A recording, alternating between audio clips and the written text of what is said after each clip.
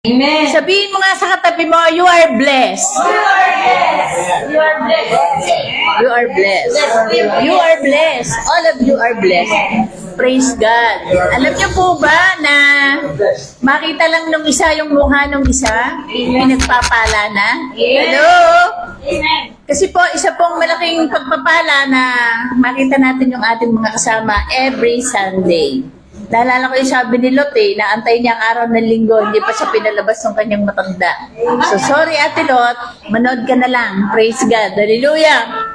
So sa lahat pong nakakapanood, hindi lamang po dito, kundi po, alam ko yung aking mga kapitbahay sa Barangay Laurel, nanonood po sila, marami pong nakakapanood. Pinagpalang araw po sa inyo at sabi nga po, anuman po ang ginagawa namin dito at napapanood nyo, kabahagi po kayo sa gawain ng Panginoon. Amen? Sa Panginoon po walang aksidente, sa Panginoon po laging merong eksaktong panahon para sa bawat isa. Kaya ngayong umaga, tayo po'y pinagpala na tayo po'y magkasama-sama ulit. Alam niyo po, malapit nang dumating ang Panginoon sa mga nangyayari sa ating kapaligiran. Merong mega earthquake, the big one na sinasabi nila. Pero sabi nga, ano man po yan, tayo po mga anak ng Diyos, hindi po tayo natatakot. Dahil alam natin na tayo po ay iingatan ng Panginoon. Sabi nga, ano man ang mangyari, sabi nga, sa mamatay o mabuhay, kay Lord pa rin tayo. Amen? Kaya po, mahalaga po yon. Kaya po, sa panahon ito, kailangan nating alalayan, kailangan nating akayin yung ating mga kapatid. Dahil, sabi nga, dinalar tayo rito ng Panginoon, hindi para umupo, hindi lamang para maghanap buhay, kundi po ibahagi ang ating Panginoon doon sa mga taong na alam natin na kailangan din nila ng Panginoon. Amen? Dahil alam natin, ano man ang mangyari sa isang tao, kapag wala ang Panginoon sa buhay niya, alam natin kung saan siya pupunta. Amen? Kaya po, tayo po, ganito kapursigito, gusto nating dalhin yung ating mga kapatid sa paanan ng Panginoon. At ngayong umaga, bago po tayo dumako sa ating praise and worship, pwede po tayong tumayo at tayo po'y manalangin. Glory to God. Hallelujah. Lord, salamat po ng maraming sa umagang ito. We praise you and we worship you. Lord, we raise up our hands to you as a sign. Apart from you, Panginoon, wala po kami magagawa. Kaya sa umagang ito, Panginoon, dalangin ko po sa bawat isang makakapakinig ng salita mo at sa mga nakakapanood, Lord, ang Santong Espiritu mo po ang magpaalaala at magbigay ng kaalaman sa aming lahat. Dahil without your Spirit, hindi po namin maunawaan ang mga bagay na aming pag-aaralan. So umagang ito, Panginoon, ano man po ang kalagayan ng bawat isa, ano man po ang aming dinadaanan, sabi mo nga, pagkatapos namin makinig ng banal na salita, alam namin magkakaroon ng katugunan at alam ko po na walang lalabas sa church na to na hindi tangan-tangan ang katugunan ng kanilang mga panalangin. Kaya Panginoon, salamat po ng marami. Pinagkakatiwala po namin sa inyong lahat dahil kayo lamang po ang may magagawa sa buhay namin. At sa mga kapatid po namin dumadaan ng mga kabigatan dahil po sa pagkawala ng kanilang mga mahal sa buhay, dalangin po namin, Panginoon, ang yakap ng Espiritu, ng iyong banal na Espiritu, at ang comfort, ang maramdaman nila sa oras na ito, Panginoon. Lord, bagamat kami nalulungkot, pero alam namin, Panginoon, na ang mga mahal namin sa buhay na pumanaw ay makakasama rin namin balang araw. Amen. Kaya, Panginoon, salamat po ng marami, at ito po isang malaking consolation sa amin pong mga Kristiyano, para po kami hindi namin maramdaman yung kalungkutan na nararamdaman ng mundo. Kaya Panginoon, salamat po ng marami at sa umagang ito, sa lahat po namin gagawin, ikaw po ang maluwalhati at itinataas ko rin po ang music ministry. Lord, ikaw po ang makita sa kanilang mga buhay. Para sa awitan pa po lamang, ay nararamdaman na po namin ang presensya mo sa aming kalagitnaan. Kaya Panginoon, salamat po ng marami. We give you glory and honor. In Jesus' mighty name we pray. Amen. Palakpakan natin po. So, tayo po'y umawit sa Panginoon. Glory to God. Okay, welcome, brothers and sisters. Ano man maging sitwasyon natin ngayon, tayo laging magulak. Tayo laging magpupuli kay Lord. Amen. Sinabi doon sa Isaiah 14, 16, 31, for those who hope in the Lord they strengthen their faith, diba? Eh, ganun yun. Eh, kahit ako, may nararamdaman din ako kahit masakit ang ngipin ko. Kahit meron ka sa Lord kay Lord. Amen. At saka special intention today, kasi nasunod yung tatay ko sa ospital, pero ganun pa rin siya kalakas, ganun pa rin siya katapang. Nawawalan ako ng doubt na si Lord pa rin ang magiging. Because, as we say, Jehovah is a provider, no? Is the leader. So kahit anuman ang mga pagdaanan natin sa buhay, let's cling always to His love. Because the love of Jesus no limits. Walang condition. Hindi porke we thank God for all the blessings, we thank God for all the graces, no? Pero yung lagi na pa rin nakatayo sa loob. Amen! Amen! Kahit anumang maging sitwasyon, we are all there! Amen! God is there! We are your hope! We know our faith! Amen! Hallelujah! Amen! Let's praise God.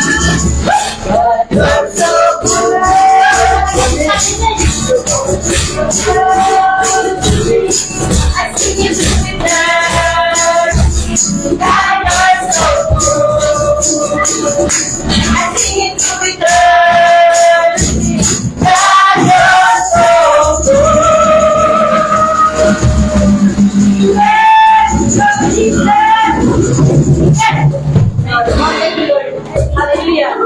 Ang sarap. Kahit alin mo lang po, masarap. Ano? Tanggalan mo yung wala tayo, hindi ko lang Teka na rin magkakampo tayo. Amen. Praise God. Hallelujah. Yes, we praise you, Jesus. We magnify the name of Jesus. Thank you, Lord, for all the blessings. Thank you, Lord, for this opportunity that we have here again. Thank you for the unity of God. Thank you for the harmonious love for us. God, your love ay walang kapagtalyan, Jesus. Walang limitations yan. Yes, we believe. Kulang pa, Diyos. Ang pagmamahal mo sa amin, God. Yes, kulang pa.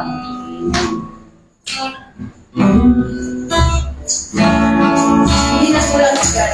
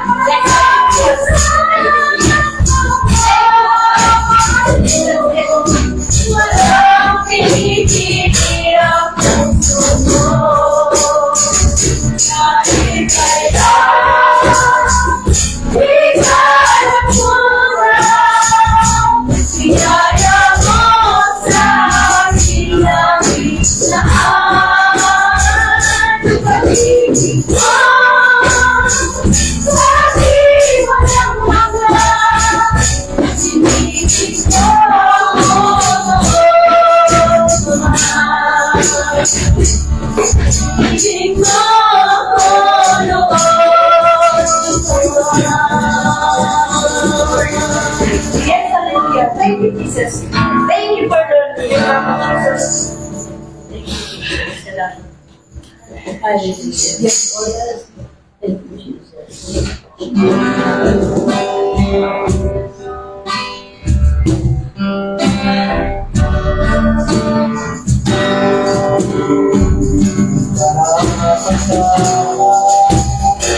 Wala na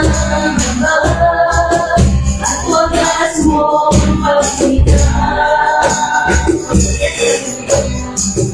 habang walang kaya ng masuklian ka ng mabuti sa lahat mong ginawa. Habang hindi ka napasama, pagkukulan na tabahan at wagas mong pakinggan. Habang walang kakayanan, masuklian ka ng mabuti sa lahat mong ginawa. Sinakap mo sa aking karumihan, sinibig mo ng di kayang tumasan.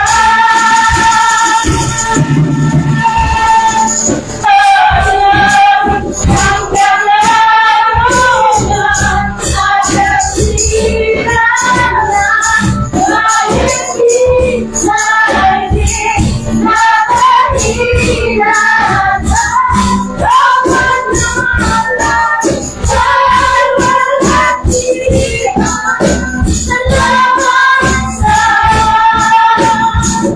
tuntunang biyaya mo.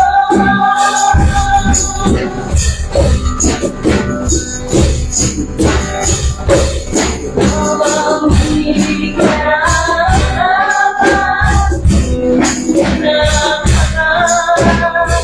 at wagas mong pakinggan. Habang walang kakayanan, masuklian ka ng mabuti sa lahat mong ginawa.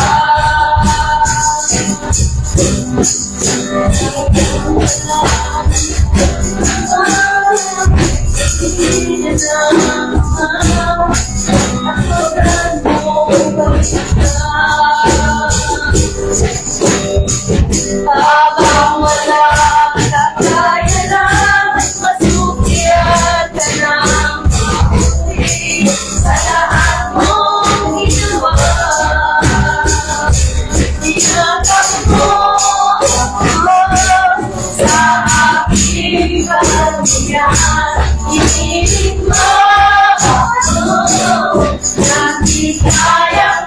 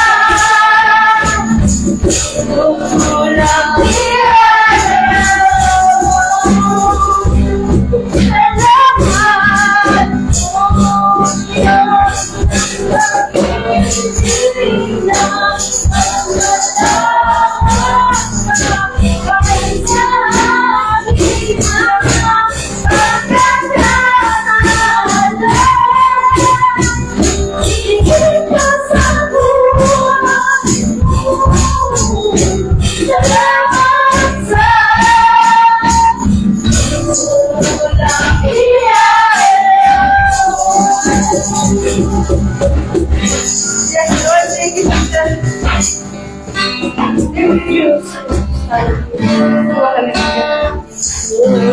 Yes, God.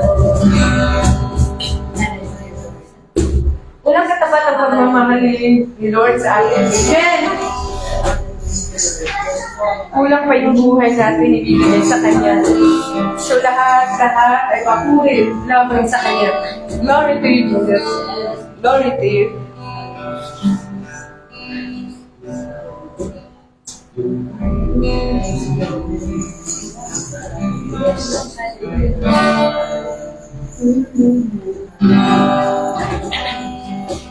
Yes, thank you, Jesus. Yes, Lord.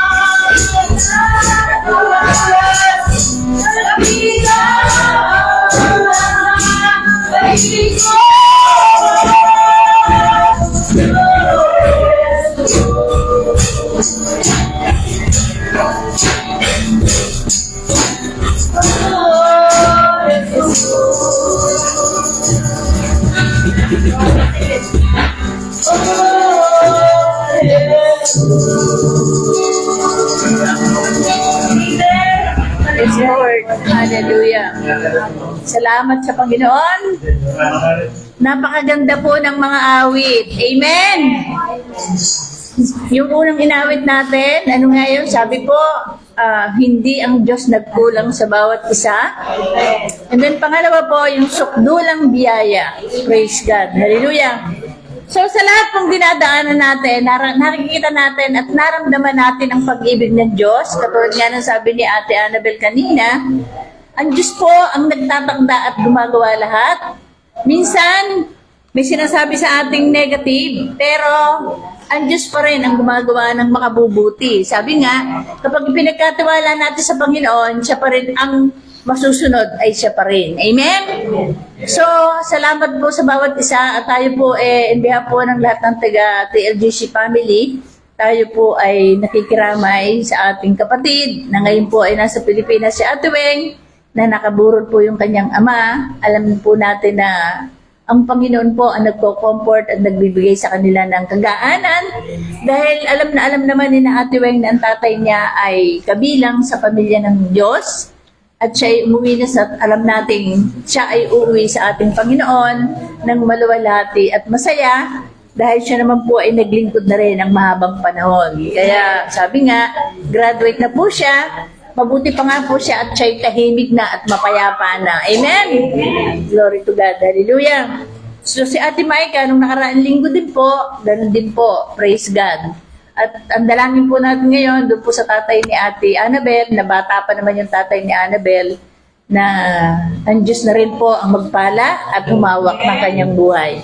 So, nilipat nila ng ospital na maayos. Kasi talaga naman po ang mga doktor sa atin sa probinsya, kapag hindi ka kumuha ng second opinion, kasi isa lang ang doktor doon, doktor sa lahat eh, di ba? So mabuti, inilipat po nila sa Jesse at asthma lang naman po pala yung sakit ng tatay niya, kaya medyo hindi naman pala kailangan tubuhan sa baga. Praise God. Sipin niyo kung tinubuhan na John, di ba? Hindi na makakaalis doon. Praise God. Hallelujah. Pero ang Diyos po ang gumagawa ng paraan, ang Diyos po ang nagbibigay ng wisdom, at kapag po tayo nasa Panginoon, siya na po ang nag-aakay sa tama. Amen? Yeah. Kaya nga po, yan yung pagkakaiba. So, katulad po ng pinag-aralan natin nung nakarang linggo, katulad po ng mga nakakaraan, inaral natin yung buhay ni Joseph, dahil si Joseph po ay nakatuon lagi sa Panginoon, ang kanyang kaisipan, hindi po kaisipan ng mundo, kundi kaisipan ng Panginoon. Amen? Kaya po, naging maayos sa kanyang buhay at dinala siya doon sa isang kalagayan na yun ang gusto ng Panginoon. At sa buhay nating lahat, ganyan din po ang gusto ng Panginoon. Amen? So, pinag-aralan po natin nung nakaraan yung Mind of Christ at ngayon po, tutuloy po natin part 2 po ng Mind of Christ. Kasi po, praise God, hallelujah, kailangan po nating ma-distinguish yung kaisipan ng Diyos at kaisipan ng mundo. Na simple-simple lang naman po kung ating pong uunawain. Kasi po, yung aaralin po natin, I believe in my heart, simple lamang po ito. Sabi ko nga, ilang beses ko na po itong inaaral at binabasa, pero iba po yung revelation ngayon at nawa po, dun po sa bawat isa na makakarinig, tawag dito, sabi nga, bato-bato sa langit, tamaan na hindi magagalit. Kasi po, pag tayo po'y tinatamaan, tayo po'y magpasalamat sa Diyos. And today is the time to analyze and check. Sabi nga, i-check natin yung sarili natin. Ganito ba ako? Ang kaisipan ko ba ay talagang kaisipan na ng Diyos o kaisipan pa ng mundo? So, pagka po na-check natin, ng kaisipan pala natin ay hindi na kaisipan ng mundo, praise God, hallelujah, praise the Lord. Good morning, ate.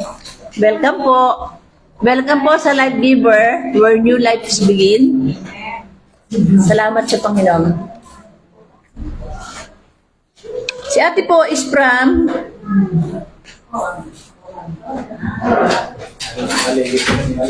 praise God. Ate, welcome po. Salamat po for coming. Glory to God. Kasama ko po siya nag-jogging kanina umaga. Kami dalawa ni Ate Rhea. Glory to God. Hallelujah. So, katulad po ng ating pinag-aaralan, itutuloy po natin yung pinag-aaralan natin nung nakaraan. Tayo po ay nagpapasalamat sa Panginoon dahil nakita natin yung pag-unlad o pag-grow ng mga kasama natin. Praise God. Hallelujah. At natutuwa po ako na sa kabila po ng lahat ng dinadaanan natin, glory to God, sabi nga, natuto na tayong tumayo kahit tayo may problema at kabigatan. At magandang example po doon ni si Ate Annabel, sa gitna ng dinadaanan natin, kapag tayo nasa Panginoon at patuloy tayong lumalapit sa Panginoon, tayo'y pinalalakas niya. Amen? Sabi nga, ano man ang daanan natin, basta na kay Lord tayo, lahat po yan ay kaya natin. Amen po? Praise God. Hallelujah. So, sa umaga pong ito, ituloy po natin yung ating pinag-aaralan. So, sabi ko nga po, ito po yung check natin sa ating mga sarili. Ito po ay paala-ala sa bawat isa. Maging kasama po ako dyan. Kapag ganito po yung sitwasyon ng buhay natin, makikita natin ano ba talaga ang kaisipan ko ba ay kaisipan na ng Panginoon o kaisipan pa ng ating ng mundo. So, we will check kung ano po. Praise God. Sabi po doon sa 1 Corinthians chapter 3, verse 2 and 3, I fed you with milk, not solid food, for you were not yet strong enough to be ready for it. But even yet you are not strong enough to be ready for it. For you are still unspiritual, having the nature of the flesh under the control of ordinary impulses. For as long as there are envy and jealousy and wrangling and faction among you, are you not unspiritual and of the flesh, behaving yourselves after a human standards and like mere unchanged men? Okay. So, kapag po ganyan ang ating kaisipan pa, ibig sabihin hindi pa po tayo nababago. Okay? Kuya Bogart. Praise God. So sabi po ng New Living Translation, I have to feed you with milk, not with solid food, because you were not ready for anything is stronger. And you still are not ready, for you are still controlled by your sinful nature. Ito po yung sinasabi niya, we are controlled by the mind of the world. Di ba?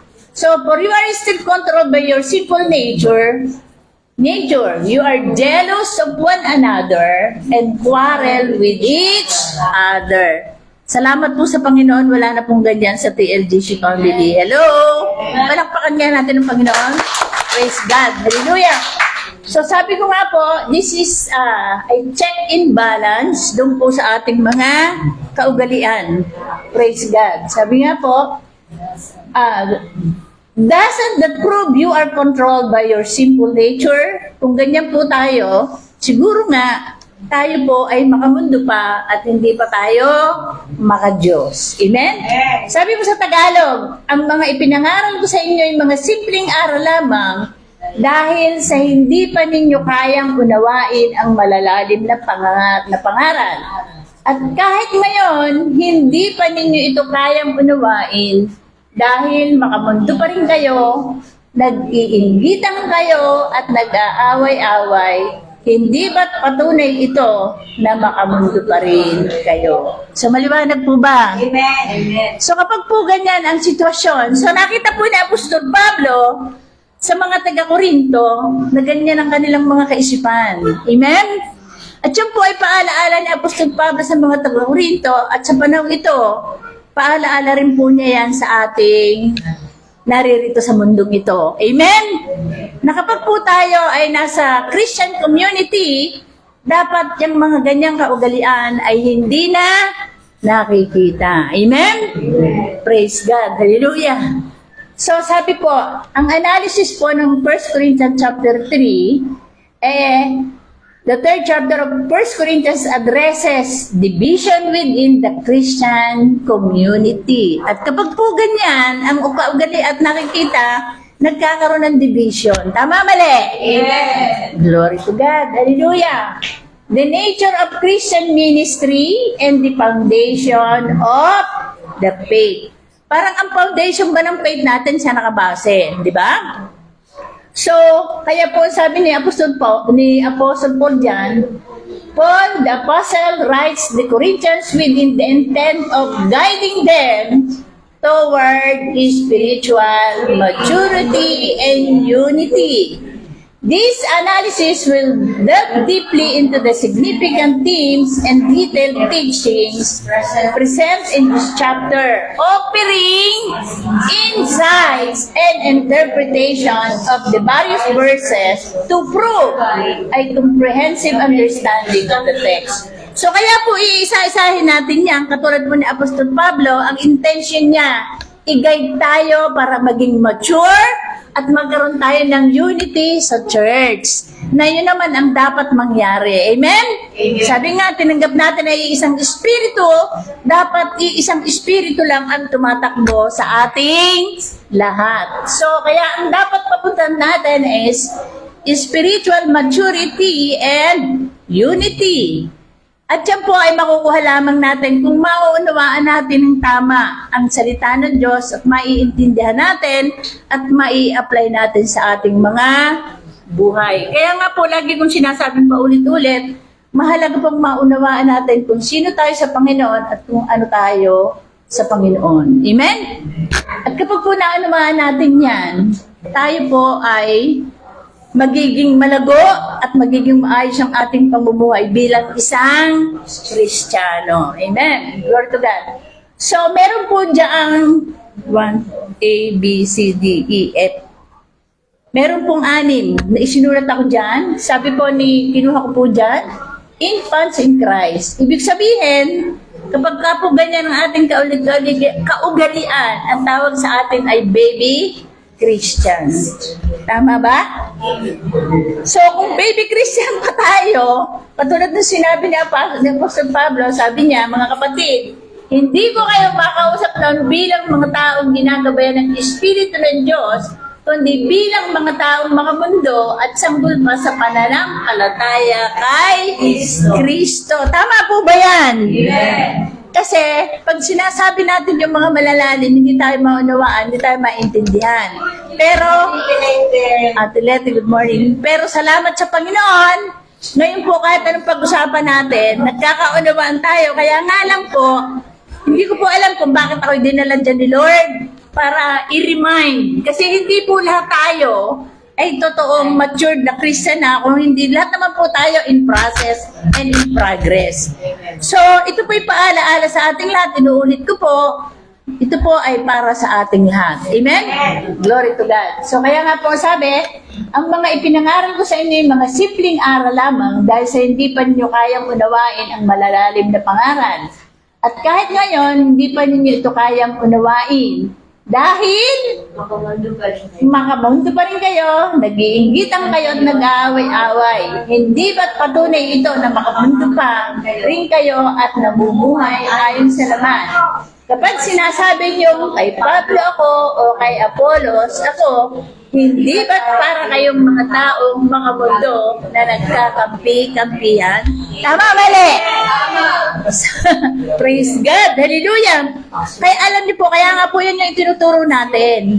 Dapat ang loyalty mo ay nakay Lord, hindi sa leaders nyo o kahit kanino pa mang tao. Amen? Kasi ang mahalaga si Lord sa buhay natin. Dahil kung si Lord ang ating papahalagan wherever we go, si Lord ang ating kasama at siya naman ang magtuturo sa atin. Amen? Glory to God. So, kaya nga sabi doon sa Hebreos 5, 13 and 14, ang mga nabubuhay sa gatas ay mga sanggol pa at walang luwang kung ano ang mabuti at sanggol pa ba kayo? No. Praise God, hindi na siyempre, di ba?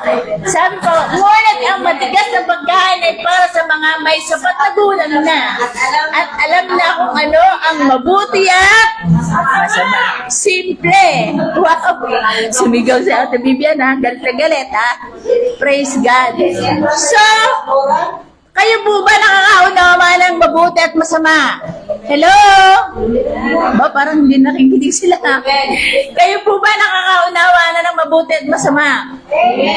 Sabi kasi nung iba, ano ba yung, paano ko ba malalaman ng kalooban ng Diyos? Napakasimple po. Simple arithmetic. Sabi po sa James 1:17, all good and perfect gifts comes from the Lord. Di ba? Lahat pong mabuti galing sa Diyos. Lahat ng hindi mabuti, hindi galing sa Diyos. Tama?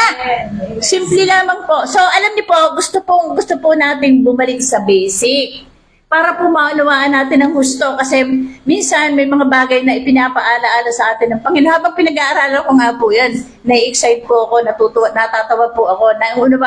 Nakita ko po, meron po mga revelation na hindi ko nakita noon na ibinibigay ng Panginoon. Amen? At sa mga susunod na araw, babalik po tayo sa basic. Magsisimula po tayo sa grace. Kung sino yung dapat tumanggap ng grasya. Babalikan po natin lahat yan. Amen? So, glory to God. Sabi po, kaya nga ginamit na term ni Paul, infants, mga bata. Bakit po? They are not ready for deeper doctrinal truths, solid food, because they are still focusing on Saan po sila nakapokus?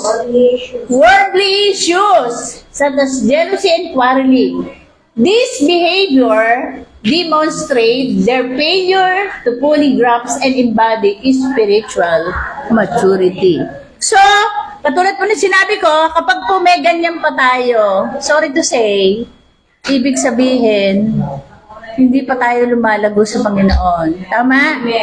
Kasi, kung tayo may ganyan pa pong kaisipan, praise God. Pero, magpasalamat po tayo dahil tinuturuan po tayo kung paano tayo magiging matured na Christian. Amen. Glory to God. Sabi po, number 2 po, servants through whom you believe. Sino ba yung pinaniniwalaan yung mga lingkod ng Diyos? Hello? Yes. Ako po, ang pinaniniwala, ang naging mentor ko po, si Bishop Ador at si Bishop Willie. Praise God.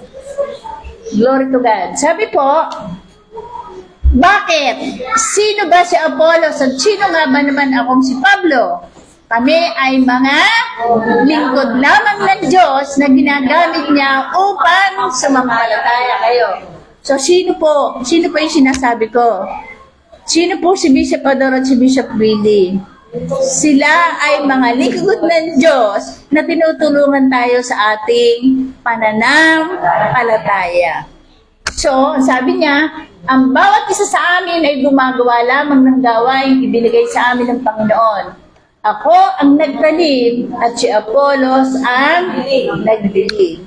Kaya po, alam niyo po, sa dami po ng mga nakakilala sa ating Panginoon, simula po nung nagsimula tayo ng 2011 hanggang ngayon, binibilang ko po, hindi ko na po mabilang. So lahat sila, halos lahat ng mga Pilipino nakapunta sa atin na patanggap natin sa Panginoon. So yon kay Lord na yon. So kahit saan sila magpunta, ang importante, nagpapatuloy sila, masaya po tayo para sa kanila. Amen?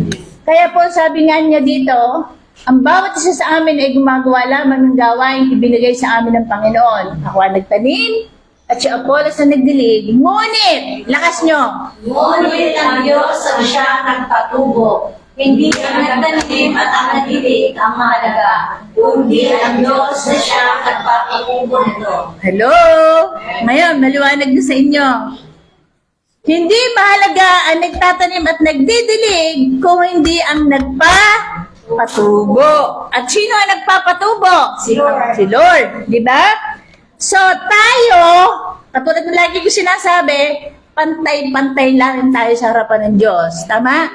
Kahit si Ate Mary ay taga-timpla ng kape at nag-uugas sa kusina, kapareho ko lang siya. We are all the same sa harapan ng Diyos. Kaya lang may iba-ibang ministry ibinigay sa atin para pagtulungan-tulungan nating umabante ang gawain ng Panginoon. Amen?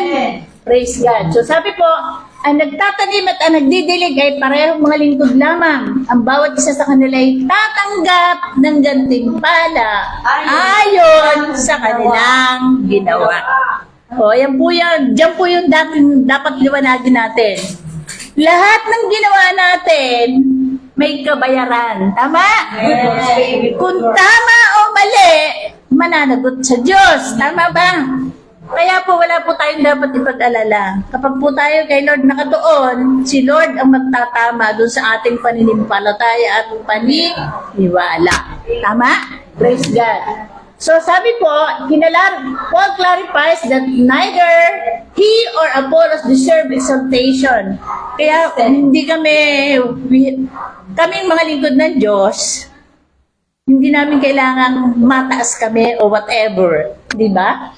Sabi nga ni Paul, instead, they are instrument in the hands of God, fulfilling their assigned tasks. Kasi tayo pong lahat, meron tayong assignment. May naka-assign sa atin. At bawat isa ay mahalaga para sa isa. Sabi mo nga sa katabi mo, mahalaga ka sa akin. Di ba? Kaya ang bawat isa ay mahalaga sa bawat Isa. Kasi ikaw ang bumubuo ng katawan ni Kristo dito sa ating community. Tama? Kaya po tayo, ang ating pong ini-emphasize, TLGC is a family, hindi po yan organisasyon o grupo na may pinipili o hindi, kundi ito po ay pamilya. Tama po? Praise God. So sabi po, ini-emphasize po nito ang magkaisa, unity among believers. Pointing out that divisiveness based on attachment to different minister is misguided. Sabi po, kung tayo po ay meron, kasi minsan nadinig ko, nagsabi, yung dating pastor namin, napakagaling. Di ba? Yung pastor namin noon, napakagaling. Nasa na ngayon? Kasi, may ibinigay na sa inyong pastor ngayon. Dapat po sino yung narito, huwag niyong tingnan yung ulitin ko po, kaya ako nga lagi po sinasabi, huwag niyo pong tingnan yung nakatayo. Siya ako nga po nagsabi, kahit bata ang tumayo sa unahan natin, kung ang tinuturo niya ay salita ng Diyos, ang tingnan natin yung salita ng Diyos. Tama? Huwag niya natin tingnan yung kanyang pagkatao, dahil lahat tayo ay mayroong kapintasan. Di ba? So, kaya mahalaga po na yung pagkaunawa natin at ang ating faith ay nakabase sa salita ng Diyos at hindi sa tao. Ang loyalty natin, ito po yung paulit-ulit na sinasabi, sa Panginoon. At kapag naging loyal ka sa Panginoon, you will learn how to submit. At pag ikay nag-submit, matututo ka kang magpakumbaba at ang pagpapakumbaba, magpapaturo ka at matututo kang dumepende sa Panginoon. Amen? Pinag-aralan po natin yan. Sabi po, Paul and Apollos are collaborating towards a common purpose, highlighting the need for the Corinthians to move beyond their division in focus on their Collective calling. lakas nyo. Collective calling as co-workers in God's service. So ano po yung dapat nating pagpukusan i-focus natin yung ating attention doon sa calling na ibinigay sa atin ng Panginoon, di ba? Dahil para po, tayo po ay magkapwa lamang manggagawa para gawin ang ipinagagawa ng Panginoon. Amen? Sabihin mo nga sa katabi mo, kailangan kita, kapatid. Kasi hindi mabubuo kung wala ang isa. Di ba? Kung wala yung gitarista mo, paano? Di ba kaya nga sabi, kailangan kita. Di ba sabi, walang sino man ang nabubuhay para sa sarili lamang. Di ba? Walang sino man ang namamatay para sa sarili lamang. Di ba? Tayong lahat ay may pananagutan sa isa't isa. Tayong lahat ay tinipo ng Diyos na kapiling niya. Palakpakan nga natin ang Panginoon. Yan po yung purpose nating lahat, ang mag-encourage at magpahalaga ng bawat isa. Amen? So, ano po yung foundation na dapat makita sa atin? The foundation of Jesus Christ. So, bakit po mahalaga? Kasi po, pag may pundasyon na itinuro, hindi po siguro yan papunta sa Panginoon. Amen? Kasi ang foundation lamang na dapat makita sa atin ay ang ating Panginoong Jesus. Kaya po tayo, wala tayong itinuturo kundi ang Panginoong Jesus na namatay sa Kalbaryo, nabuhay after 3 days at umakyat sa langit. Bakit po? Kasi po, yun po yung katubusan. Sabi nga, dahil sa kanyang kamatayan, niredeem tayong lahat. Di ba pag sinabing redeem, sabihin mo nga doon sa katabi mo, niredeem ka na ni Lord. Bigyan ko kayo ng example. Pag nakasanla ang iyong lupa, di ba? Nakasanla, isinanla mo. Ngayon tinubos mo, sa'yo na ba yun? Di ba pag-aari mo na? O, so, Ganun din si ganon din si Lord. Nung tayo isinanla ni Satan ni Adam kay Satan, tinubos tayo ng Panginoon. At nung tinubos tayo, ginawa niya na tayong righteous in the eyes of God. Amen? So kaya nga sabi dito, dapat ang foundation ay si Jesus Christ. Sabi po dito, 1 Corinthians 3:10-15. May hahalin tulad din kayo sa isang gusali na kanyang itinayo. Intindihin po nating maigi ha. At ako naman, bilang dalubhasang tagapagtayo ang siyang nagagay ng pundasyon ayon sa kakayang ibinigay sa akin ng Diyos. Bakit po sinabing isang gusali? Halimbawa, katulad nito, sino bang pwedeng mag-design nito? Hindi ba yung arkitekto? And then, yung mga engineers, ay silang maglalagay ng materyales base doon sa design ng building. So, bakit kailangan tinetas ang lupa para malaman kung gaano kalaki ang ilalagay na pundasyon, kung ilang bakal ang ilalagay, kung gaano kalaki, at kung ano ang ilalagay doon sa building para sigurado na hindi gigiba. Hello? Nakuha niyo po? Kaya nga sabi, kahit bumagyo o umulan, hindi basta-basta nagigiba ang building. So, the same thing. Kapag po ang pundasyon natin ay si Kristo, kahit saan kayo pumunta, si Kristo pa din ang hahanapin nyo at hindi yung nagtuturo. Hello? Tama po? Amen. At kapag si Kristo ang lagi mong hinahanap, hindi ka maliligaw. Di ba? So, sabi nga dito, pagkatapos, iba naman ang manggagawa at nagpapatuloy sa pagtatayo ng gusali. Ngunit, kailangang maging, lakas nyo, bawat tayo. Dahil wala ng pundasyong maaari ang ilagay, maliban sa nilagay na. At ito'y walang iba kundi si Jesus Cristo. So, sino lamang ang pundasyon dapat nating ituro sa church? Si Jesus lang, wala nang iba. There's nothing else except Jesus. Hindi ba, simula from the very beginning ng creation, kasama na ng Diyos Ama, ang Diyos Anak, Diyos Espiritu Santo. Di ba? At ang lumang tipan ay anino lamang ng mga darating. At dumating na nga ang ating Panginoon para sa ating katubusan. So, higit na pinagpala tayo kaysa bayang Israel. Di ba? Kaya nga, darating naalala niyo yung tinuro ni Bishop na eschatology. Yung tribulation ay para sa bayang Israel.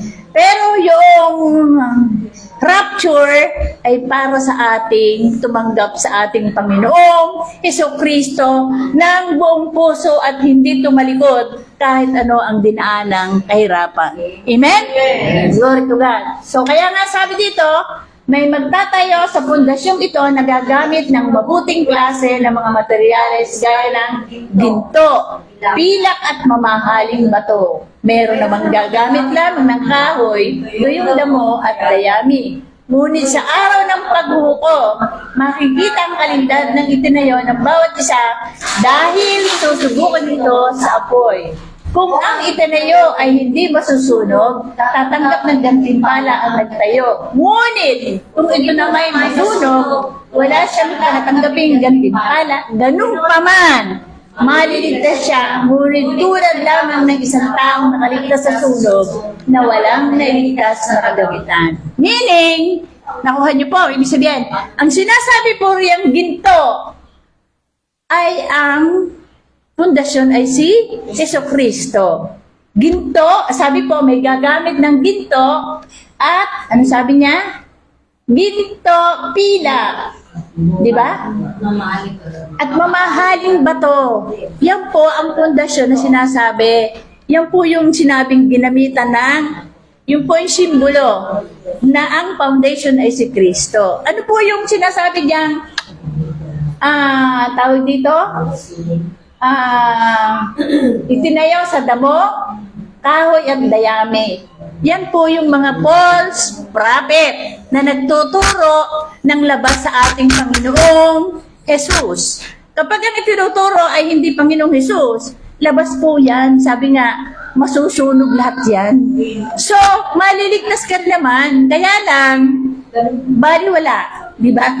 Wala kang gantimpala. Kasi, lahat ng ginawa mo, hindi kabilang, sabi nga, lahat lamang nating gagawin. Nakasama ang ating Panginoong Jesus, siya lamang ang hindi masusunog at siyang mananatili. Kaya sabi diyan, tatanggap ka ng gantimpala ayon sa iyong ginawa. Ngayon, maliligtas ka rin pero baliwala. Para bang ganito? Di ba, inipo natin lahat yung ating kayamanan. Nagpakahirap tayo, di ba? Pag namatay tayo, wala ka rin dala, di ba? Mag-isa ka rin, di ba?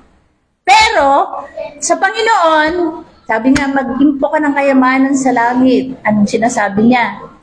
Doon ay walang nangangain ng tanga at hindi nabubulok. Nagkukwento nga kami ni ate, sabi niya, pag daw siya umuwi, siya raw ay nagpapakatay ng baka.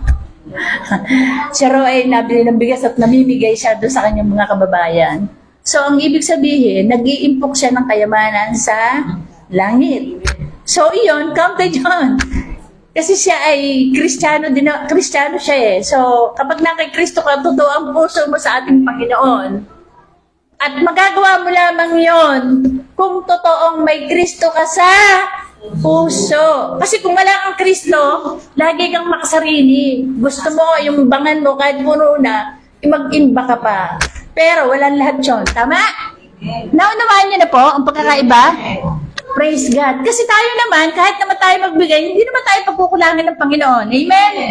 Sinabi niya yan eh. Praise God. At habang tayo namimigay, habang tayo nagpapala, lalong dinadagdagan ng Panginoon ang pagpapala. Amen? Glory to God. So sabi po, this section serves as a stringent reminder. Kaya sabi ko nga, paalaala ito sa ating lahat. To build their faith and works on the solid foundation of Christ with quality materials, through doctrine and righteous action, so that their contribution to God's kingdom will endure. Ang matitira lang kasi kung ano yung ginawa mo para sa Panginoon eh.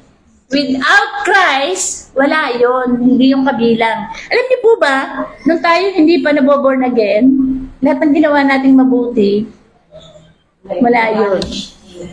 Di ba? Simula nung, tanungin ko po kayo, kailan po kayo nagsimulang gumawa ng mabuti? Nung hindi pa kayo naboborn again?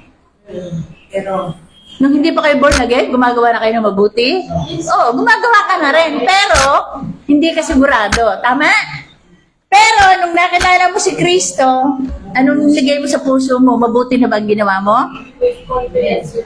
Hello? O, tama si Ate Maika, you are confident na lahat ng ginagawa mo, alam mo, ginagawa mo para sa Panginoon. Diba?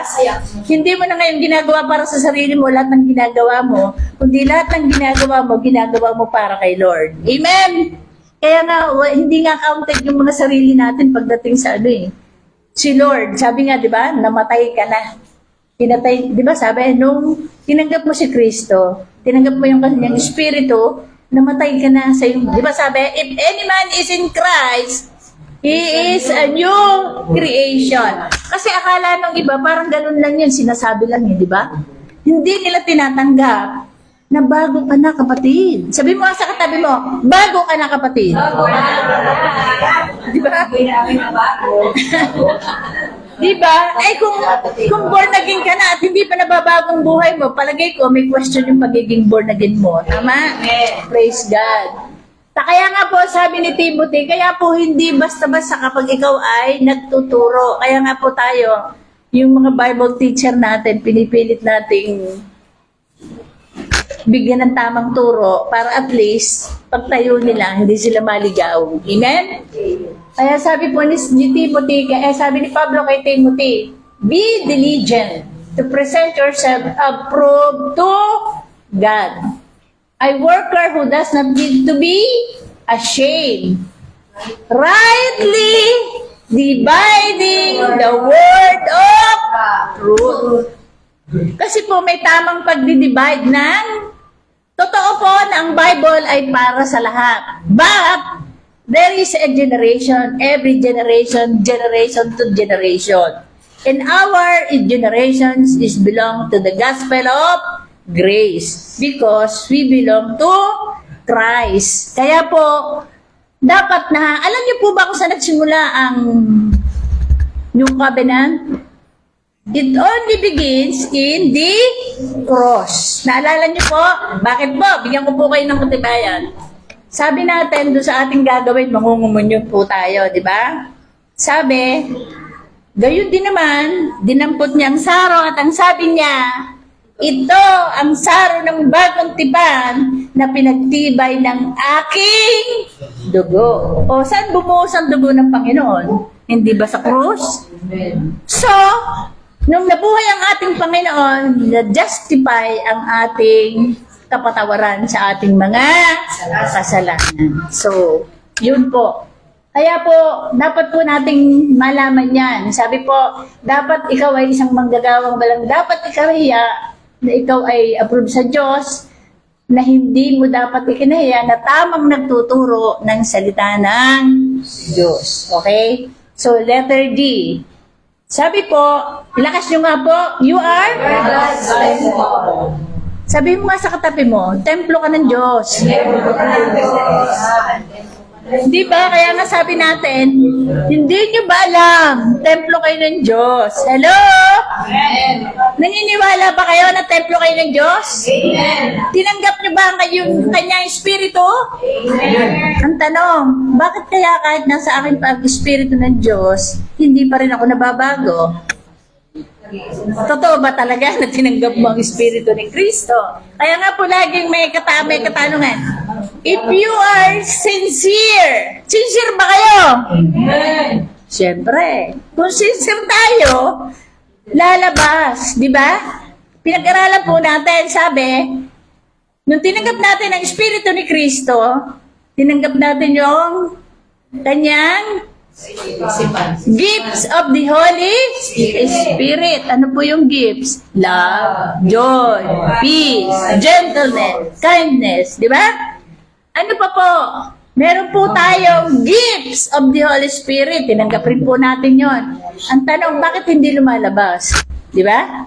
Papalabasin lang pero natanggap mo na. And then, motivational gift. Binigyan ka ng pang-motivate. O, bakit sa halip na i-motivate mo yung kapatid mo dinidiscourage mo? Tama? Mabuti na lang, lahat kayo ay encourager. Sabihin mo sa katabi, may encourager ka kapatid. Di ba? Dapat encourager tayo, hindi tayo discourager. Praise God. Hallelujah. Sabi po, sige po, balik po tayo sa ating aralin. You are God's temple. Sabi po ni Apostol Pablo sa mga taga-Korinto, hindi nyo ba alam, don't you know that yourself are God's temple and the God's Spirit dwells in your midst? Hello? Amen. If anyone destroy God's temple, God will destroy the person. For God's temple is sacred and you together are that temple. O ngayon, Kuya Fidel, naunawaan mo na. Amen. Ang sabi niya, kapag pala daw niya inaaway sa atin, Ora, ang inaaway niya ay si Lord. Kasi hindi ko Praise God. Glory to God. Hallelujah. Glory to God. Palakpakan nga natin ang Panginoon.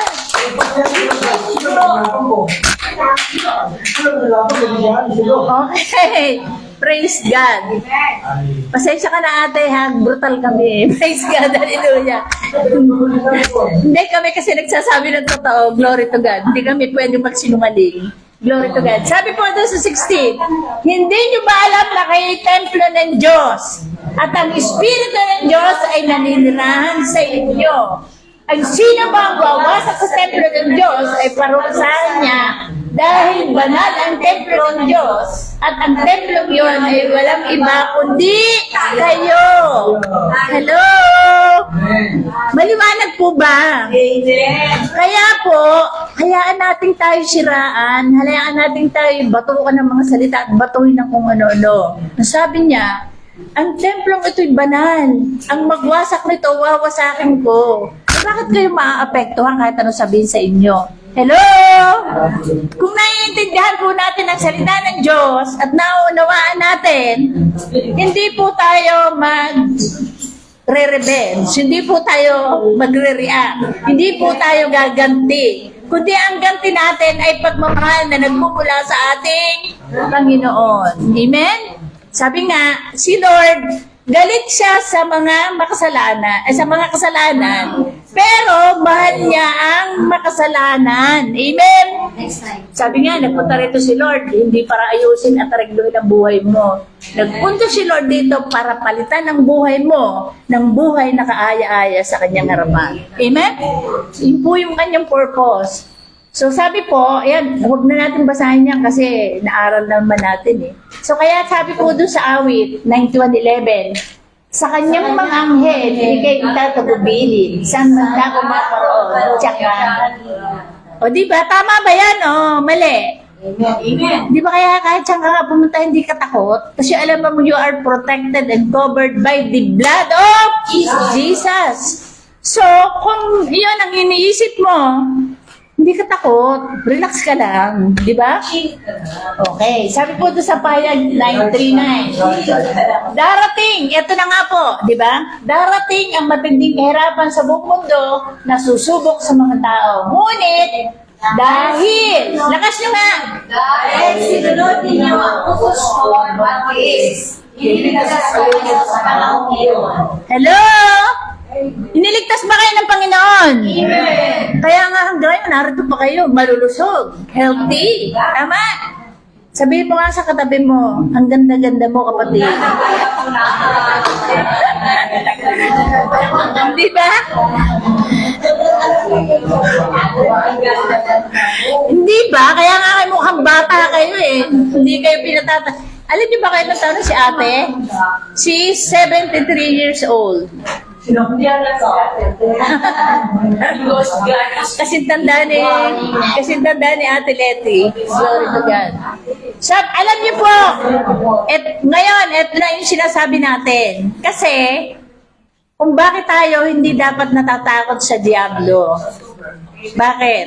Eto, basahin natin. Sabi po sa 1 John 4:4, you are of God, little children, and have overcome them, because He who is in you is Greater than he who is in the world. Naiintindihan niyo ba ibig sabihin yan? Kasi noon parang binabasa lang eh, hindi naman naiintindihan kung ano ibig sabihin. Tama? Pero now, naiintindihan na natin ang maliwanag pa sa sikat ng araw. Tama? Ano sabi sa Tagalog? Ngunit mga anak ko. Sino nagsasabi niyan? Ang Panginoon. Si John nga nagsulat niyan eh. Ang nagsasabi niya ang ating Panginoon. Kayo sa Diyos at napagtagumpayan na ninyo ang mga huwad at sinungaling na propeta dahil ang Espiritu nasa inyo ay higit na makapangyarihan kaysa na siya. O ngayon, alam nyo na, kapag sinusunod niyo yung sarili nyo, sino nag-ahari sa inyo? Maliwanag po. Praise God. Alam niyo po, habang inaaral ko to, natatawa ako. Sabi ko, Lord, napakabuti mo. Kasi, yung verse na yan, lagi lamang natin sinasabing, greater is He that is in me than he who's in this world. Pero hindi niyo naman dinasa puso at di sinasa buhay. Tama? Pero, yan po yung aking panlaban sa lahat ng, sa totoo lang. Simula nung nakakilala ko sa Panginoon, yan po yung aking sinasabi. Greater is He that is in me than he who is in this world. Kaya kahit siya nung pumunta, sabi ko nga, walang mahirap, lahat ay madali. Tama ate? Lahat ng gagawin mo, padadali ng Panginoon kapag ka ikaw ay sa Kanya nakatuon.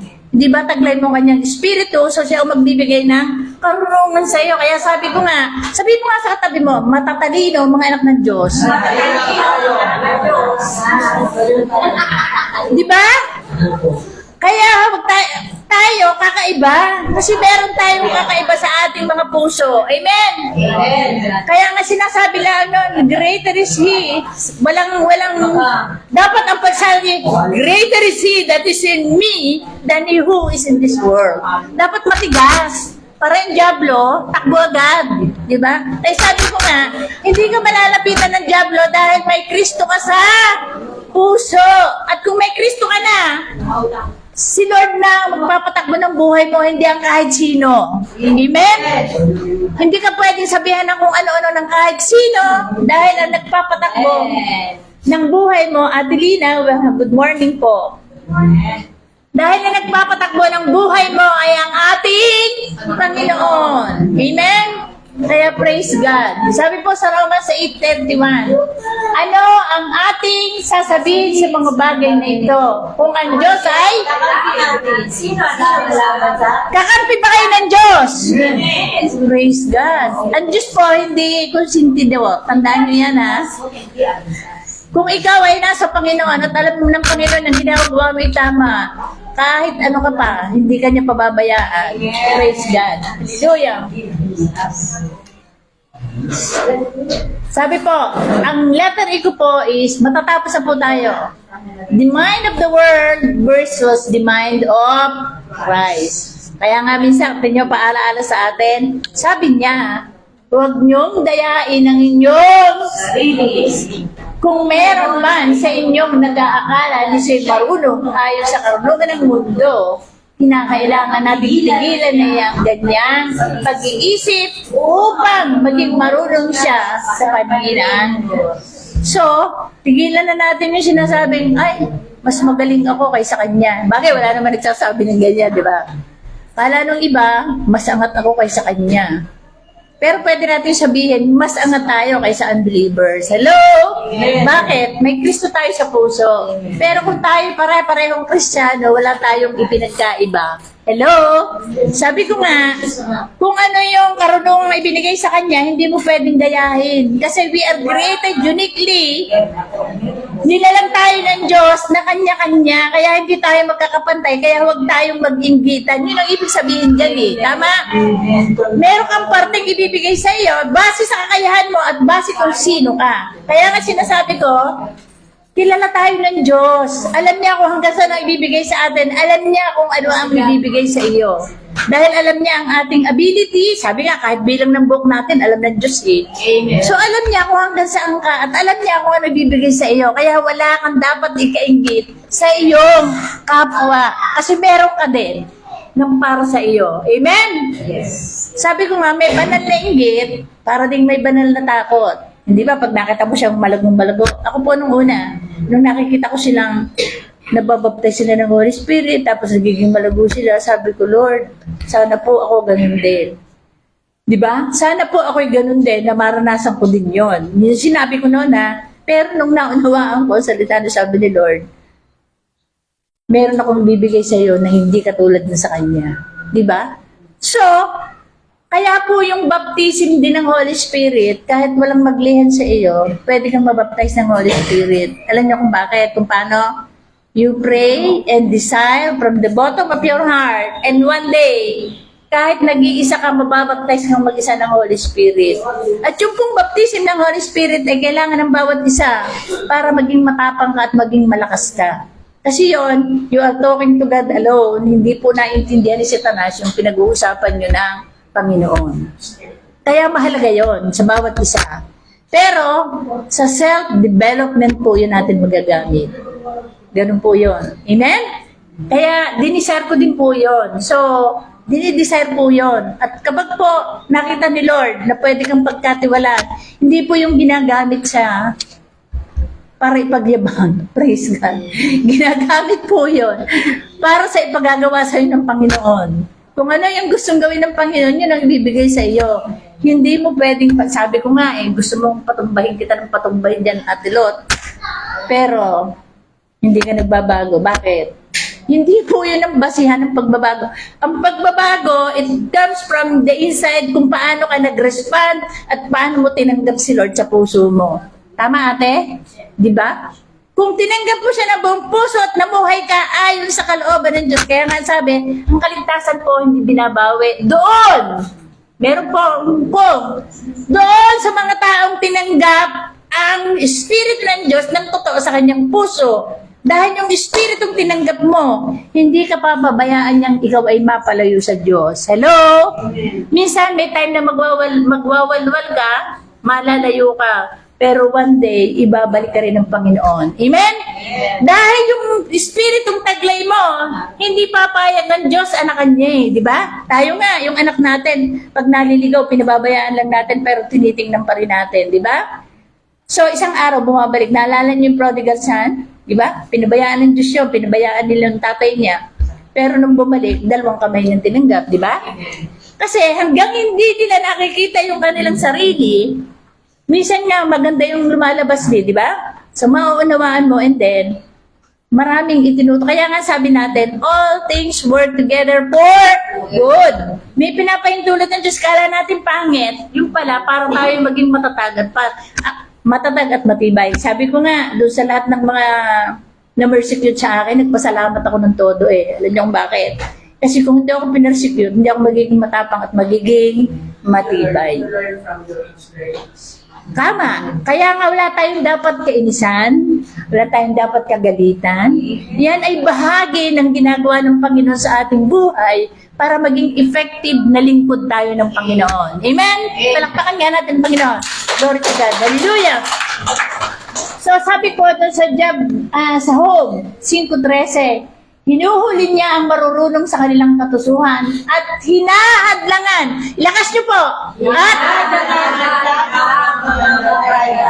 O diba? Kapag may mahadlang sa ating mga mandaraya, hindi yan papayagan ng Diyos. Ibubuking niya yan kung ano yung tested ko po yan. For my 12 years dito, for my 38 years of being Christian, ang panglaban ko lang po yung kapayapaang puso at tamang ginagawa at tamang kaisipan. Pag tama ang goal mo, tama ang kaisipan mo, tama sa Diyos, hindi ko po sinasabi na ako'y perfect. Wala pong perfect. Pero, kailangan ng Diyos kung ikay tapat. Sabi nga doon sa Revelation 3:8, alam kong kakaunti ang alam mo at mahina ka. Pero dahil naging tapat ka, binuksan ko ang isang pinto at walang pwedeng magsara nito. So kung gano'n na sinabi sa'yo ng Panginoon, anong gagawin mo? Hindi ba? Kakapit ka rin sa Panginoon? Okay.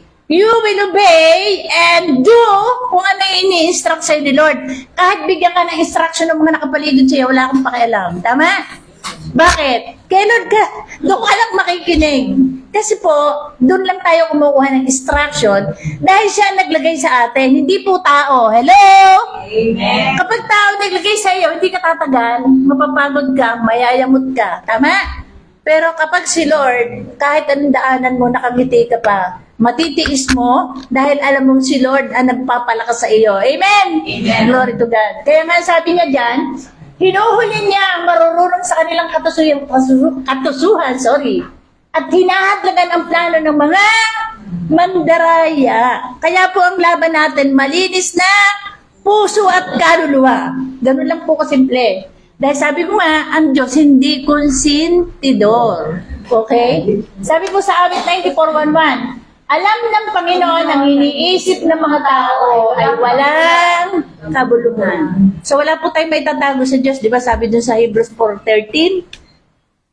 Alam ng Diyos lahat. Sabi nga, pati bilang ng buhok natin. So, yung, ano po sabi? This call to embrace divine wisdom requires humility and willingness. True wisdom, according to Paul, is grounded in the recognition of God's ultimate authority and understanding. Ano po ibig sabihin? Ang authority mo ay galing sa Diyos, sabi ni Pablo, at ang pagkaunawa mo ay galing din sa Diyos because the revelation will come through the Holy Spirit papunta sa iyo. So, lahat ng revelation ng Panginoon, si Holy Spirit, ang magre-reveal sa iyo. Kaya kung hindi gumagana ang Spirit mo, hindi ka makakakuha ng revelation kahit 50 years sila ng Kristiyano, hindi pa rin nagbabago ang buhay mo. Amen? Amen. So, sabi nga po, ang tawag ito, kaya nga sabi niya, by abandoning reliance on worldly wisdom, believers are, lakas nyo, A better position and comprehend divine truths. so you are positioned, past tense, tama? Hindi po yan future. Hindi po past tense po yan, position. Nung tinanggap mo si Kristo, ipinosisyon ka na. Kaya huwag ka na maghanggan ng mga posisyon kung ano-ano. Si Lord, ipinosisyon ka na. Past tense, di ba? Kasi minsan, gusto natin yung ganito. Gusto ko yung ganon. Gusto ko yung ganito. Tama? Basta gawin mo kung anong nakaposisyon ka na eh. At kahit anong hadlangan ng kaaway, hindi mahadlangan ang plano ng Diyos. Amen?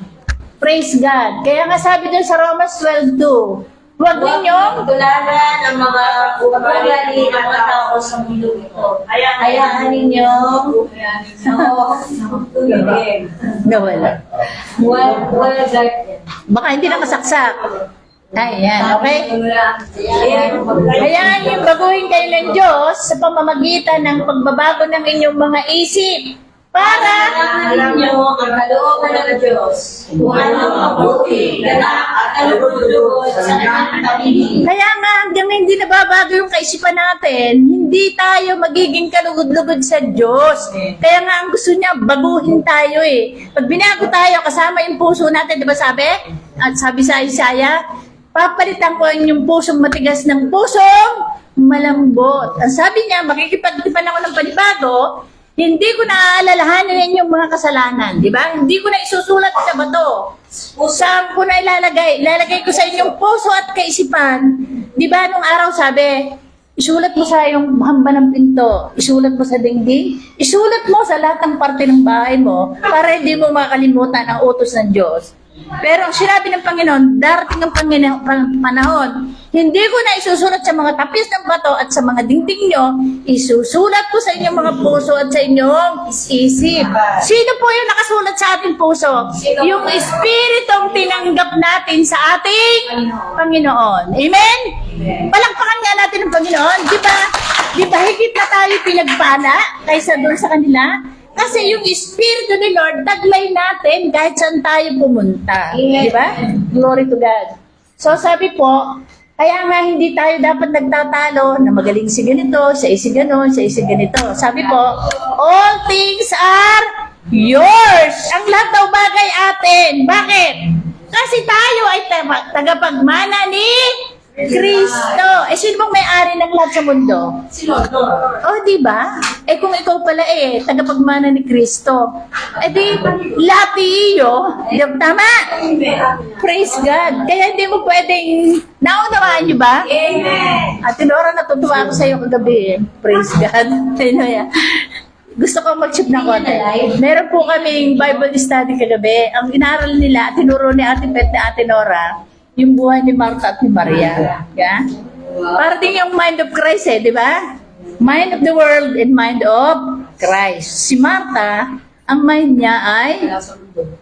Si Martha ba yun? Nalilito ako doon Si Maria, ang mind niya ay si Christ. Di ba? Sabi niya, ang nakita niya doon punto, sabi ni Pe, dalawang klase ng tao, tama. Di ba? Yung utak ay kautak ng isang worldly, isang godly. Sabi nga, ang mundong ito, dalawa lang naman ang sistema, isang godly at isang worldly. Si Nora naman, ang nakita niya, si Mary ba yung nagre-reklamo? Hindi, si Martha yung nagre-reklamo. Si Martha nag-aanda. Sabi ni Martha, ano ba yan, Panginoon? Sabihin mo nga sa akin, tulungan ako. Sabi niya, gano'n. Sabi ni Nora, kaya ako natawa, sabi niya, dapat hindi na lang niya ginawa yun, ba't siya nagre-reklamo? Glory to God. Hindi ba dapat pag ginagawa mo isang bagay, masaya ka at kusang loob mong ginagawa? Di ba? So, ngayon, nakikita na nila yung mga revelation doon sa binabasa. Kaya, palakpakan nga natin si Lord. Glory to God. Kaya po ako'y natutuwa. Di ba? Bakit nga naman, di ba ganyan yung problema natin minsan? Reklamo tayo na reklamo. Wala tayong, di ba? Parang, kaya ang ibig sabihin nun, we are still worldly. Di ba? Kung tayo ay laging masaya, ginagawa natin ng masaya yung ating, ibig sabihin, you are in the godly mind. You have the mind of Christ. Kaya nga sinabi dun sa, mamaya, basahin natin yan. Sabi po, all things are yours. Paul concludes the chapter with final exhortation to the Corinthians to recognize their enriched status in Christ. Sabi niya, dapat maunawaan kung gaano tayo kayaman, kung gaano tayo pinagpala, kung nung tinanggap natin si Kristo, kung ano ang meron tayo. Sabi niya dyan, transcending allegiance to human. Ibig sabihin, status natin kay Christ kaysa tayo makipag-allegiance doon sa mga leader ng mundo na walang alam kundi mga makamundo, kundi ipagmalaki yung ginawa nila. Ako gumawa nito, ginawa ko ito, ginawa ko yun. Kaya nga yung sinasabi, di ba? Naligtas ka hindi sa sabi sa Ephesians 2:8 and 9. Naligtas ka hindi sa pamamagitan ng iyong gawa, kundi sa pamamagitan ng pananampalataya sa ating Panginoong Jesus. Ngayon, saan nakaugnay ang kaligtasan mo? Sa gawa mo o sa pananampalataya? Di ba sabi, for God so loved the world that He gave His only begotten Son. Whosoever believe shall not perish but have an everlasting life. Pag sinabi pong everlasting life, hindi po sa langit lang yun. Kahit dito, ang buhay mo para ka nang nasa langit. Tama? Praise God. Hallelujah. Sabi po, kaya nga sabi ni Paul, so then, no more boasting about human leaders. All things are yours, whether Paul or Apollos or Cephas, or the world of life or death, or the present or the future. All are yours, and you are of Christ, and Christ is of God. Eh kung na kay Kristo ka, lahat yan atin. Kaya wala tayong dapat ikainggit kahit kanino. Amen? Sabi po, kaya huwag niyong ipagmalaki ang sino man sapagkat lahat ay ibinigay ng Diyos sa inyo para sa ikabubuti ninyo. Ako, si Apollos at si Pedro, kaming lahat ay inyo. Maging ang mundo, ang buhay at kamatayan, ang kasalukuyan at hinaharap. Lahat ng ito ay sa inyo at kayo naman ay kay Kristo at si Kristo naman ay sa Diyos. At kung tayo na kay Kristo, kanino tayo? Sa Diyos tayo. Diba? So, maliwanag ba? Amen. Did you learn something? Amen. O ngayon, hindi na kayo magiging relax na kayo sa lahat ng ginagawa nyo. Amen. Praise God. Tama, wala pang 2:00. Pangako ko bago mag 2:00 tapos tayo. Okay.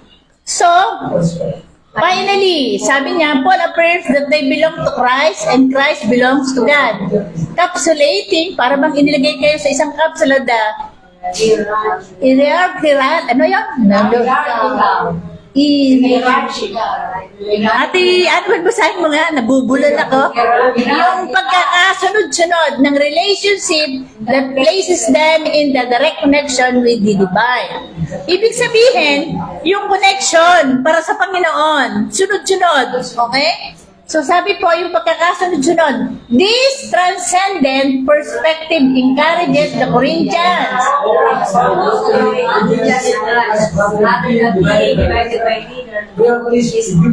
Ito yung sinasabi ko, ang tinuturo natin, maging loyal tayo kay Lord, hindi sa tao. Ang tao nagbabago, ang Panginoon hindi. Tama? Ang tao temporary lamang, si God eternal. Okay? Kaya po tayo, hindi natin tinuturuan ng mga miyembro natin sa TLGC. Maging loyal kayo sa TLGC, hindi po totoo yun. Kay Lord tayo maging loyal. At pag naging loyal ka kay Lord, magiging loyal ka sa bawat isa. Tama? Hindi ba mas maganda yung may integrity? Hindi mo ikinahihiya kahit sino ka, kung ano ka. Hindi mo dapat ikinakahiya. At dapat, sabi ko nga, tuturuan ko ulit kayo. Pag nalilito kayo, marap kayo sa salamin. Kausapin nyo yung sarili nyo. Pagalitan nyo. Hello! Praise God! Hallelujah! Natawa si Ate Ruth eh. Praise the Lord. So ano po yung conclusion? The chapter serves as a clarion call for unity. Maliwanag na kailangan tayo ay magkaroon ng pagkakaisa at pagpapahalaga at karunungan sa ating community. Di ba? Sa pamamagitan ng pagtuturo sa mga Kristiyano, na i-abandon nila natin Ang worldly wisdom. ang worldly wisdom at i-cherish, mahalin natin ating, ang tawag dito? Spiritual na pamana. At nakapokus tayo. Kumbaga sa magsasaka, bungkalin natin, iayos natin, di ba? their spiritual inheritance. Yung ating spiritual inheritance, naalala nyo, yung pinag-aralan natin? Tinanggap natin sa Panginoon ang lahat ng bagay, di ba? Paul provides, sabi po, cherish their spiritual inheritance and focus on Christ as the foundation. Paul provides timeless guidance, kaya ngayon walang panahon eh. Alam niyo po, ang grasya po walang katapusan. Ang grasya po ganyan.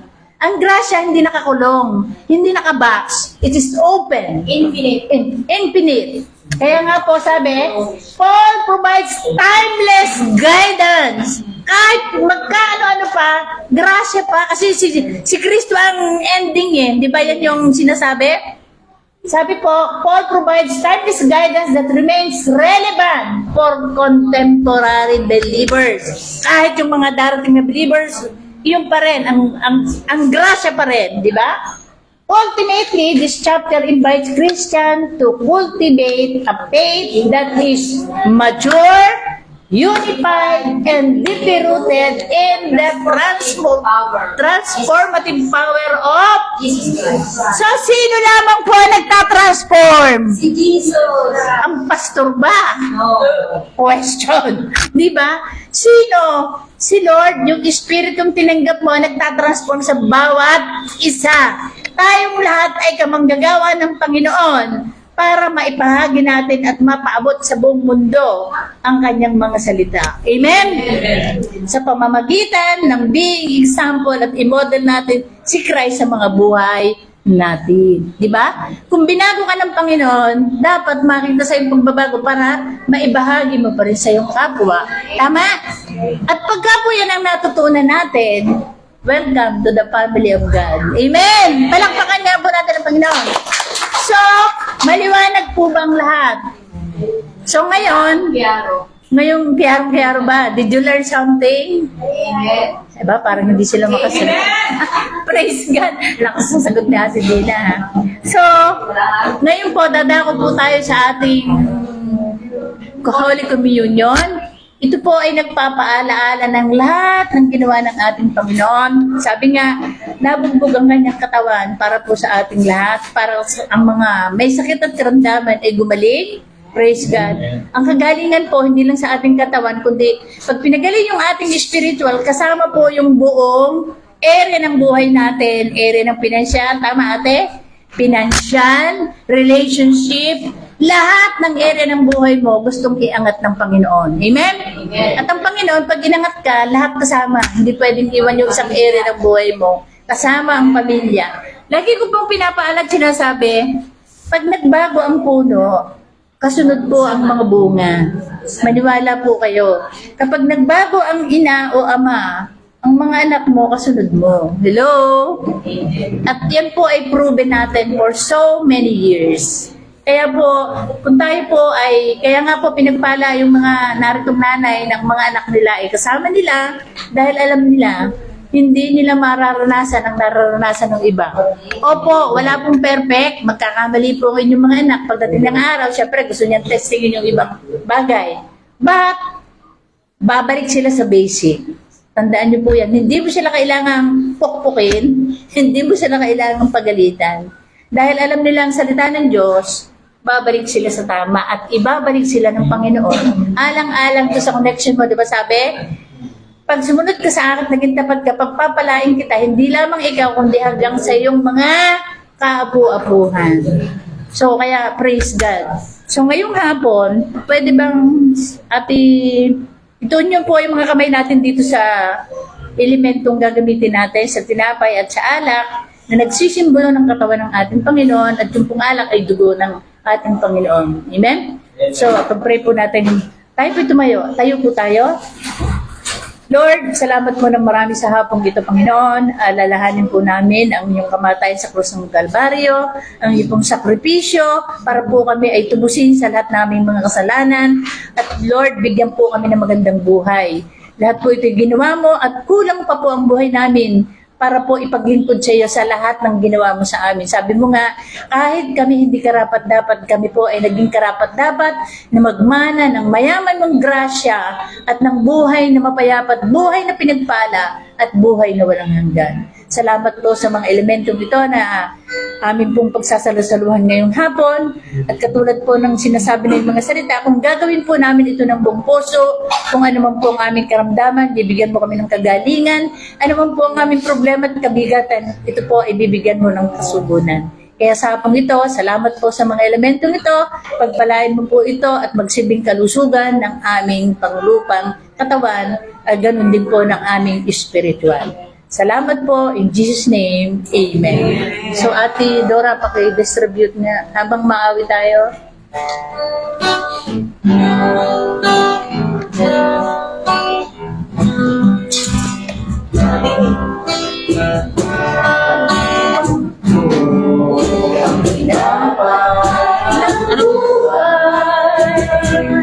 Kanin mo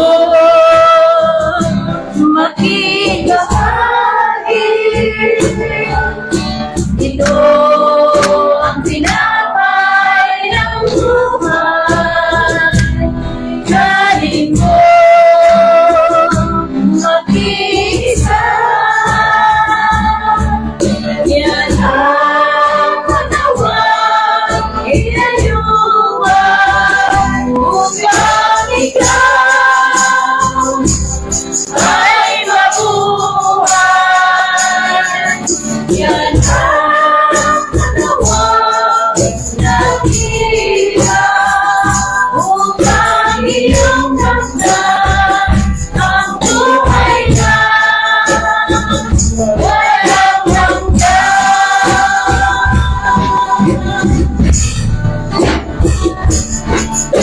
Ito ang saro ng bagong tipan, inumin mo makikahati. Ito ang saro ng bagong tipan, inumin mo makikisa. Yan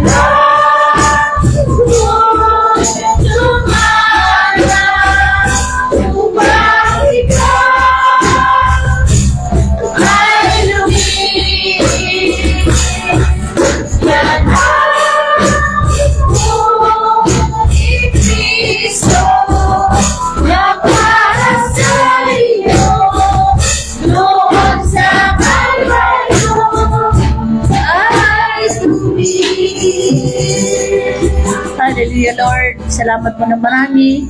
So, sa bawat isa po, bigyan ko po kayo ng 2 seconds. Manalangin po kayo. Hilingin niyo po sa Panginoon kung anong gusto niyo. At manampalataya po tayo na anuman po ito ay pagkakaloob ng Panginoon kung kalooban ng Diyos ang hinihiling niyo. At kalooban niya ang kagalingan, kalusugan, at kayusan ng ating mga buhay. Amen. So, itaas po natin ang tinapay.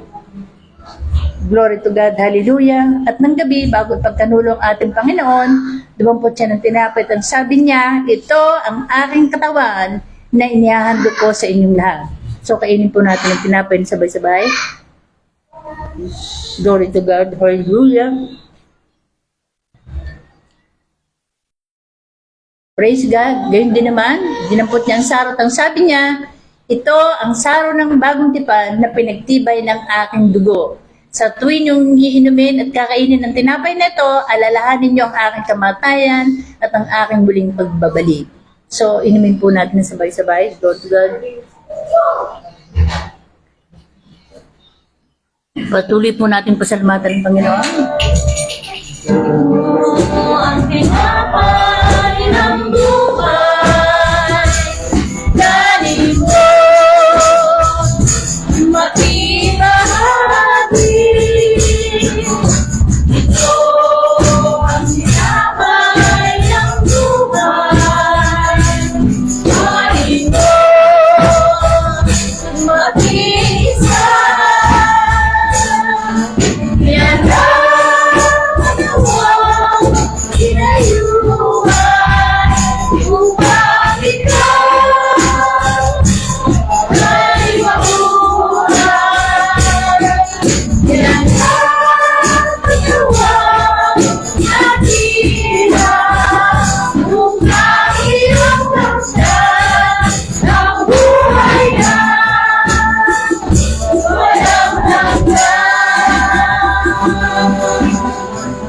Glory to God. Hallelujah. Lord, salamat po ng marami. Pinupuri po kita at pinasasalamatan sa hapong ito. At Panginoon, pinagkakatiwala ko po ang bawat isa. Alam ko po lahat po namin kahilingan, lahat po namin panalangin. Kilala mo po ang bawat isa at nakikita mo po ito. Hindi lamang po kami dito, kundi ang lahat pong nakakapanood sa Facebook Live. Ano man po ang aming kalagayan katulad po ng pangako mo, ikaw po ang tutugon sa lahat ng ito. Kaya salamat po ng marami, Panginoon. At sa hapong ito po, Panginoon, pinagkakatiwala ko po sa inyong bawat isa at pinagkakatiwala at dinideklara ng pag-ibig ng Ama, ang mayamang grasya ng anak at ang kapangyarihan ng Santong Espiritu ay sumaming lahat sa pangalan ni Jesus. Amen. Glory to God. Hallelujah.